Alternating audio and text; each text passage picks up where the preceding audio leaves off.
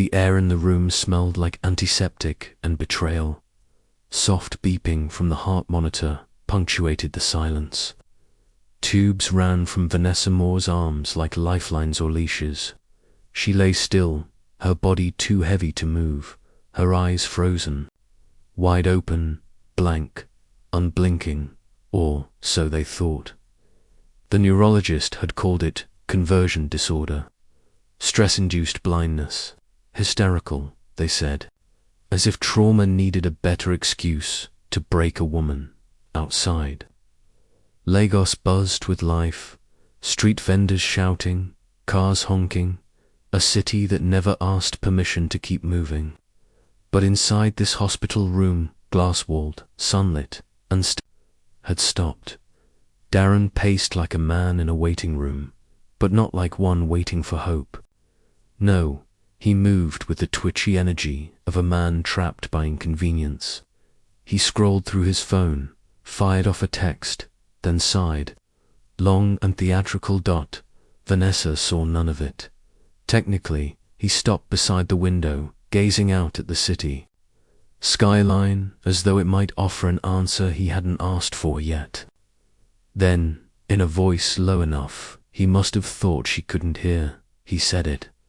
If she stays like this, maybe this is my out. Her heart didn't skip a beat, but something else inside her did. A flicker, a fracture. She heard him, every word, crystal clear. I'm not blind, she thought. I'm broken but not blind. Panic might have surged in her chest, but she swallowed it. She kept her breathing steady, her eyes wide and unmoving. Let him think she hadn't heard. Let him think she was a doll now, empty and helpless, because now she needed time.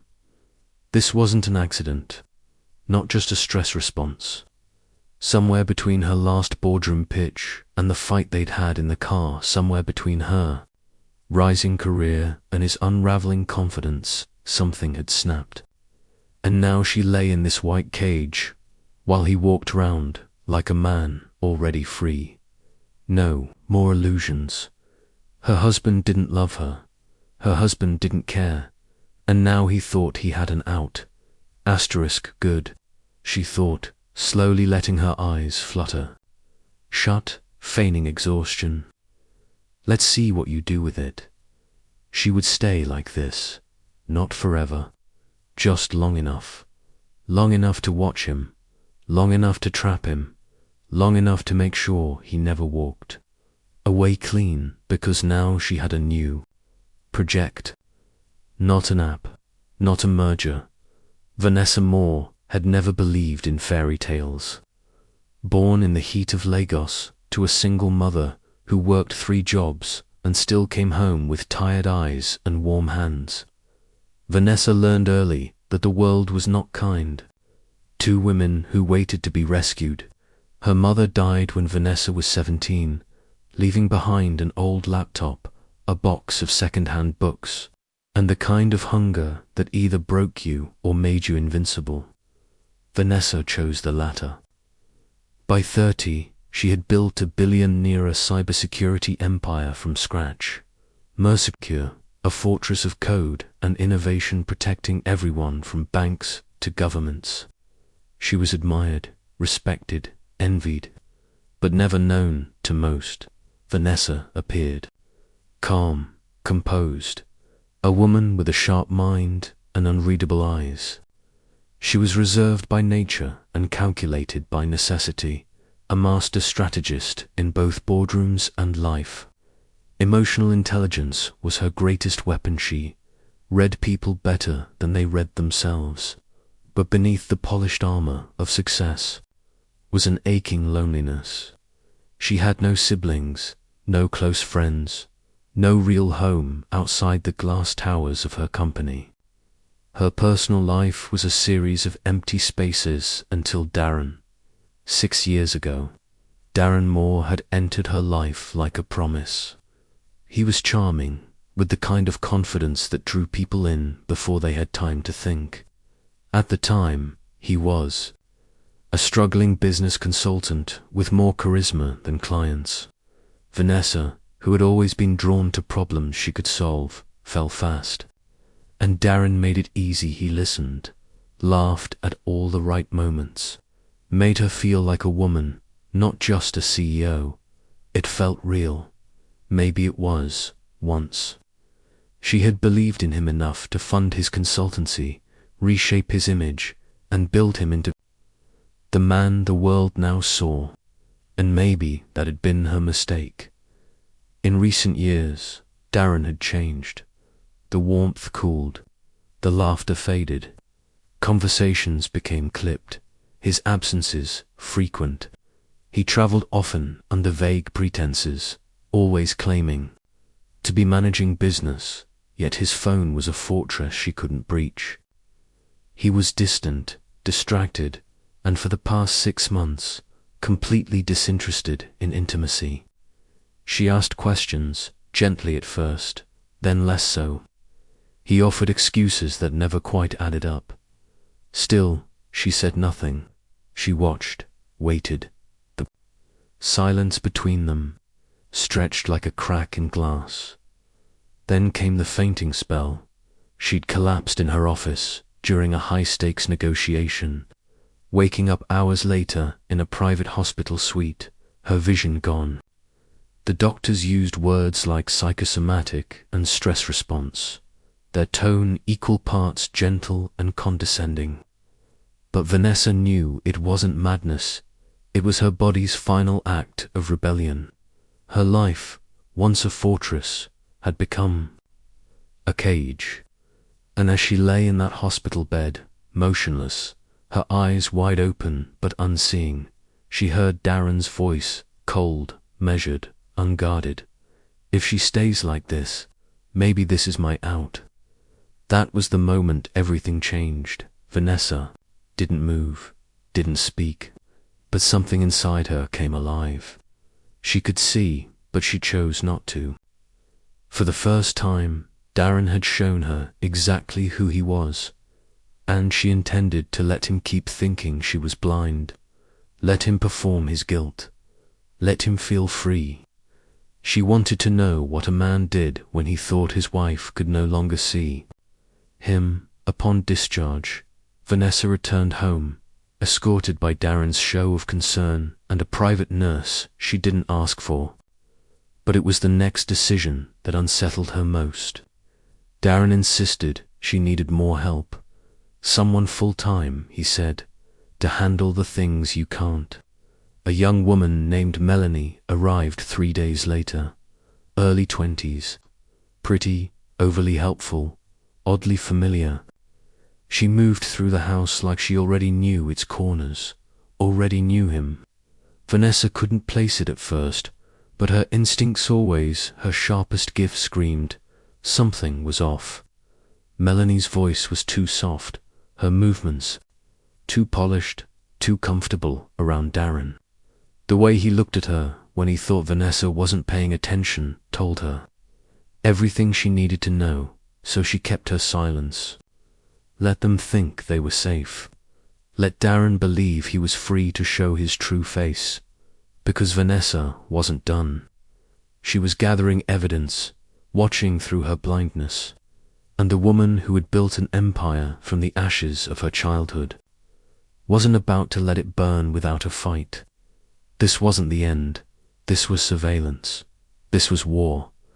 A week had passed since Vanessa Moore returned home from the hospital, and the world around her had begun to reshape itself quietly, deceitfully. She remained the perfect portrait of helplessness. Dark glasses, tentative steps guided by touch, a woman wrapped in stillness and shadows. But beneath the calm exterior, her mind was a storm. She counted footsteps, noted whispered conversations, timed Darren's absences down to the minute. She listened, always listening. It was during one of Melanie's afternoon baths that the truth struck like a knife. The young caregiver hummed softly as she wrung out a warm cloth and dabbed Vanessa's shoulders. Her touch was professional, almost gentle. But then just outside the slightly ajar bathroom door, came a sound that twisted the moment into something grotesque. A giggle, light, playful, followed by a wet, unmistakable smack. Then Darren's voice, low and intimate. Asterisk, you like playing? Nurse, huh? Melanie's giggle followed, carefree and unashamed. Asterisk, she can't even see us. Baby, we're good. Asterisk, Vanessa froze beneath the towel. Her body didn't move, her face didn't twitch. But inside, everything cracked. It wasn't just suspicion anymore, it was fact. Her husband was sleeping with the caregiver he'd insisted she needed right here, in her own home, in the same space where she slept, ate, bathed. The woman who was washing her body had just laughed with the man who once vowed to protect it. She said nothing. No gasp, no accusation. She let Melanie continue, eyes behind dark glasses, heart behind locked ribs. The performance mattered now more than ever. Let them believe they were safe. Let them write their own downfall. That evening, Vanessa waited. Until the house had quieted Melanie humming in the kitchen, Darren upstairs on a fake business call. She reached beneath her bed and retrieved a tiny digital recorder she had stashed years ago for confidential meetings. She hid it behind a framed photo on her bedside table, angled perfectly toward the room. It would capture everything footsteps, lies, and Vanessa would be listening. The next morning, she made a quiet call from her bathroom, the only room with a lock and no cameras. Her voice was low but steady. Tola, she said to her longtime assistant, I need you to pull all shared accounts, investments, holdings, offshore accounts, everything with Darren's name on it. Discreetly say it's for audit purposes, if anyone asks. There was a pause on the other end, but no questions. Tola had always been loyal, sharp, trusted by. Nightfall, the numbers came in. Accounts she hadn't touched in months had been drained. Investments cashed out.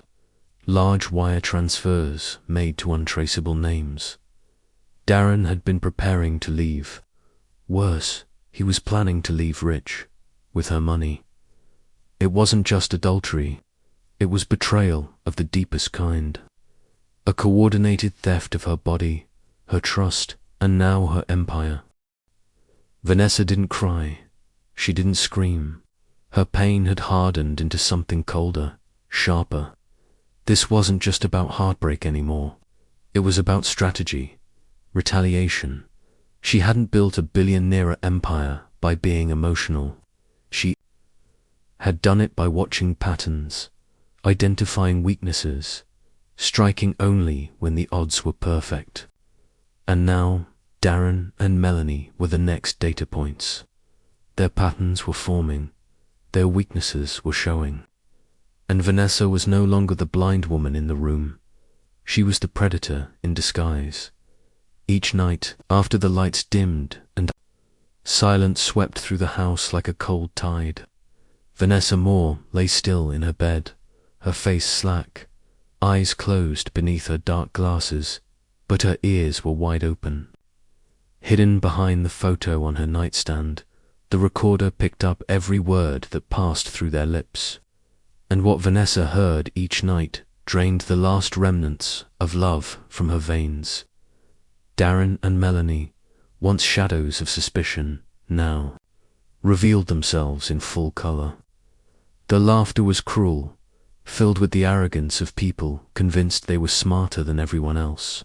Melanie giggled like a child playing dress-up in adult sin, while Darren's voice took on a darkness Vanessa had never known it possessed. They mocked her blindness, her fragility. Melanie once whispered, asterisk, she probably doesn't even know we're in the room half the time. I could flash her and she'd just blink. Darren had laughed and said, asterisk, maybe you should. Keep her entertained. They planned. vacations on her Mauritius, Dubai, maybe even the Maldives. He promised Melanie private islands and matching Rolexes, all while using the company credit card. It would have been almost cartoonish if it weren't so vile. But the real break came one night when Vanessa heard Darren say, in a voice flat and pragmatic, "I'll move her to a care home soon." Then the company's mine too. One signature and it's done. He wasn't just planning to replace her, he was plotting her erasure. That night, something inside Vanessa shifted. Not shattered, no, the shattering had already happened. This was the reassembly, the rebirth. As they slept, tangled in each other and her sheets, Vanessa rose from the bed without sound. Her body moved like it remembered power, like it hadn't forgotten what it meant to own a room. She padded through the dark to her home office, barefoot and calm, her hands steady. The room still smelled faintly of her diffuser, of lavender and eucalyptus.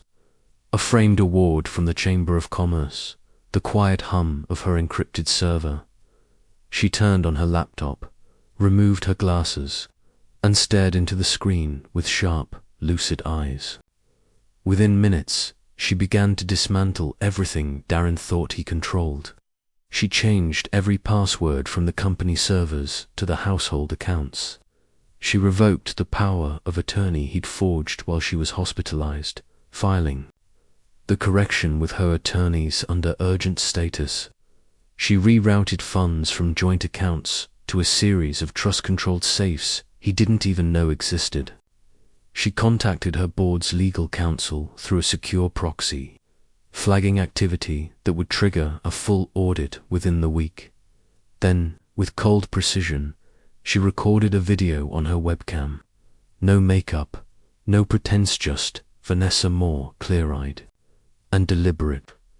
She documented the timeline of her illness, Darren's behavior, the forged documents, the financial misappropriations.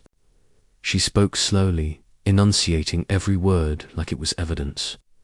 "If this video is being seen," she said, "then something has happened, and this is what you need to know." It was both confession and insurance. A quiet grenade set to detonate, only if it had to. But even with her plans underway, the days grew harder. Melanie, emboldened by Darren's promises and Vanessa's supposed helplessness, stopped pretending. She dressed in tighter clothes, higher heels, often walking into the room reeking of Darren's cologne. She muttered insults under her breath as she served meals. Zasterisk God, do you even eat or just sit there like a statue? Asterisk canned once accidentally, spilled scalding tea on Vanessa's lap. Darren, no longer making an effort, began to yank things from her grip plates, towels, even the edge of her cane when he thought no one was watching. She stumbled once and hit the ground hard. He hadn't even helped her up. He'd just said coldly, Asterisk, you're more trouble than you're worth lately. Asterisk, every bruise, every insult, every whispered joke was another nail in the coffin they were building for her. But Vanessa didn't flinch. She recorded it all. Her phone hidden in plain sight. Voice memo app running caught their tones, their words, their slipping masks. Then, one evening, from the top of the stairs, she heard Darren on the phone in the study, his voice sharp and agitated. "I don't care what the form says," he said. "She's not fit. She's a liability. We can prove it, get her declared mentally unfit and be done with it." There was silence. Then, "Yes, I want it expedited. She's sitting on $1 billion near a company, and she can't even feed herself." That night, Vanessa lay awake for hours, heart pounding against her ribs like a war drum. She knew now that she was out of time. Darren wasn't just planning to betray her, He was preparing to bury her identity, her career, her very sanity beneath a legal proceeding. If she didn't act soon, the world would believe she was crazy, broken, done. And Darren would walk away with everything she had built. Melanie draped on his arm like a trophy earned through treachery. But Vanessa wasn't broken. She wasn't done. She was ready. The room glowed with soft amber light, the long dining table gleaming under flickering candles and polished cutlery. The scent of fresh jollof rice, grilled seafood, and champagne filled the air, mingling with quiet conversation and awkward laughter. Vanessa sat at the head of the table, her dark glasses still on, draped in a flowing wine-colored gown that concealed the strength coiled within her. Around her sat Darren's family, her board members, a few trusted friends, all invited under the guise of a surprise birthday dinner. Darren had supposedly organized to celebrate her strength despite her blindness. Darren had arrived too. Find the event already in motion, his name emblazoned on the welcome banner. His face fixed in a confused smile as he realized something was off. But he played along, the actor in him too polished to falter in front of a crowd. Melanie flitted through the room with practiced charm, refilling glasses and laughing too loudly at inside jokes she hadn't earned. Vanessa smiled faintly, said little. She waited. Every second ticking by was a slow step toward the reckoning.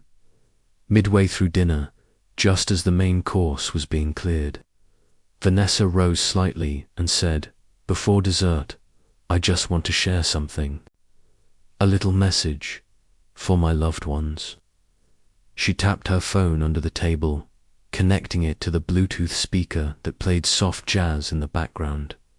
The music cut off abruptly. Then came a pause, followed by the unmistakable sound of Darren's voice. "She's not fit. She's a liability. We can prove it, get her declared mentally unfit and be done with it." Then Melanie's laughter. "She can't even see us, baby. We're good." And Darren again. "I'll move her to a care home soon." Then the company's. Mine too. The room froze. Forks stopped mid-air. Someone coughed. A glass clinked nervously. Darren's face drained of color as the words played out in horrifying clarity. Melanie dropped a bottle she'd been holding. Red wine splashed like blood across the white tablecloth. Guests looked at one another, stunned into silence. Darren leaped to his feet, his voice rising. Okay, let's just stop that right now." He fumbled for the speaker, reaching to kill the connection. But before he could, Vanessa stood. Without hesitation, she removed her glasses. Gasps rippled through the room like a wave. Her eyes were clear, sharp, unflinching. She looked directly at him, her gaze a blade honed by betrayal. "I've never been blind," she said, her voice cutting through the silence. "But now I see everything." There was a beat of stunned silence, then chaos. A chair screeched back. Darren stood frozen, mouth half open. Melanie turned, a sickly shade of white. Vanessa walked the length of the table, steady and elegant, each step deliberate, and stopped in front of Darren. Her voice dropped to a deadly calm. "You used me. You betrayed me. You mocked me in my own home." She leaned closer, meeting his eyes. "Now let me show you what real blindness looks like." She opened the manila folder in her hand and began pulling out document after document. First, video stills, grainy black and white footage of Darren and Melanie in compromising positions in various rooms of the house. Then came the bank statements, bold, undeniable evidence of embezzlement and misappropriation. Next, The legal revocation of the forged power of attorney Darren had filed without her knowledge. And finally, the divorce petition, complete with an asset freeze order already signed and stamped by a court clerk that morning. Whispers erupted across the table. One of the board members stood up abruptly, disgusted. "Is this true?" he snapped at Darren. "You tried to seize control of the company." Another board member followed suit. "I can't work with someone who'd do this. I'm out." One by one, they rose, turning their backs on him, some shaking their heads in disbelief, others simply walking out in silence. Darren turned to Vanessa, his voice trembling with desperation. "Wait, Vanessa, please, it's not what you think." But no one was listening. She closed the folder, her gaze never leaving his face. "This was your game, Darren, but I own the board, I own the company, and now I own the truth." She turned her back on him, leaving him standing amid the ruins of his own deceit. Behind her, Melanie slumped into a chair, glassy-eyed, silent. No longer the vixen, but a scared girl caught in a fire. She helped ignite. Darren was finished. Vanessa walked away without looking back. Weeks passed, and the storm that had once raged around Vanessa Moore settled into a powerful, steady calm. Gone was the woman cloaked in silence and shadows. In her place stood someone radiant, glowing with purpose, clarity, and undeniable strength. The headlines had come and gone, but Vanessa never fed the drama. She declined the sensationalist interviews, refused to be painted as a victim. Instead, she reclaimed her narrative with elegance and precision. At her first company town hall since taking back the reins, she stood before her team, poised in a sleek navy suit, and simply said, "We rise, we rebuild, and we protect what we've built." The applause that followed wasn't out of sympathy, was out of respect. Melanie was gone within days of the dinner, escorted out of the company building by security after Vanessa terminated her contract in full view of senior staff. There were no theatrics, just a quiet, firm statement. "We don't reward betrayal here." As for Darren, the asset freeze remained in place, his accounts dissected by a relentless legal team. Vanessa made no effort to hide the truth. In a public statement to shareholders, she confirmed the financial misconduct, the forgery, and his attempt to exploit her during a period of presumed vulnerability. "This company," she said, "was born from my vision, built with my strength, and protected by my resilience. It will never be run by someone who confuses love with leverage." But Vanessa didn't stop at just as she turned her pain into purpose. Using part of the recovered marital assets, she donated a significant sum to a local women's shelter that supported survivors of psychological and emotional abuse. She didn't make it a headline or a photo op, just a handwritten note that read, "To the women who are told they're imagining it too or not." Soon after, she announced the launch of the Clearsight Foundation, an initiative dedicated to helping high-achieving women in leadership roles recognize, navigate, and heal from emotional manipulation and covert abuse. It wasn't just a charity, it was a movement born from her own silence and the millions of others like it. Vanessa began to appear in select interviews, not as a scorned wife, but as a woman reborn. In one conversation with a respected journalist, she smiled softly and said, "Everyone wanted me to talk about betrayal, but I'd rather talk about blindness, the kind that lives in the heart. I saw everything, and still I made excuses for what I didn't want to believe. That's the blindness that hurts most. Not losing sight, but losing yourself." Her words resonated far beyond corporate circles. Women wrote letters. Men listened differently. Silence broke, and Vanessa. She wasn't angry anymore. She no longer carried the weight of deception like armor. Her home was hers again, every room filled with light. Her laugh returned full and unrehearsed. She walked into board meetings. With her head high, her instincts sharper than ever, she spoke less, listened more, and trusted herself above all.